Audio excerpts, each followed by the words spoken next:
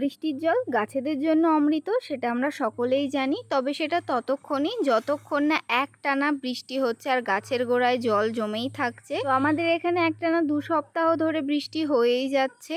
তো অনেক রকমের সমস্যা গাছে দেখা যাচ্ছে, হয়তো তোমরাও লক্ষ্য করে থাকবে। গাছের পাতা হলুদ হয়ে যাচ্ছে, গোড়ায় জল জমে থাকছে, রেনবানের সমস্যাও দেখা দিচ্ছে, আর নতুন নতুন অনেক রকমের পোকামাকড়ও গাছের গোড়ায় তোমরা দেখে থাকবে। তো এই সময় যে কাজগুলো করতে হবে সেগুলোই তোমাদের সাথে শেয়ার করছি। টবের গোড়ায় যদি এমনভাবে জল জমে থাকে তো অবশ্যই টবটাকে উল্টে জলগুলোকে এমনভাবে বাইরে বার করে দিতে পারো, বা তোমরা যদি চাও কোনো শক্ত রড বা কাঠির মাধ্যমে টবের গোড়ার মাটিতে এমনভাবে ছিদ্র করে দিতে পারো, এর ফলে জলটা বাইরে বেরিয়ে আসবে।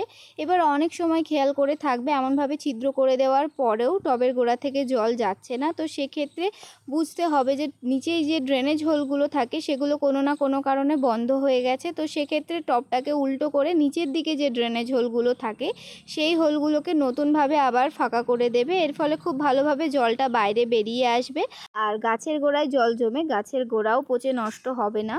এই সমস্যাটা বিশেষ একটা মাটির টবে খেয়াল করা যায় না। বর্ষার সময় গাছে প্রচুর ফুল ফুটছে আর এর সাথে সাথে প্রজাপতিরও আনাগোনা চলছে, সাথে অনেক ধরনের পোকামাকড়ও তোমরা ছাদ বাগানে লক্ষ্য করে থাকবে। আর একটা সমস্যা রেইনবানের সমস্যা, গাছের গোড়ার দিকটা দেখবে পচে নষ্ট হয়ে যাচ্ছে।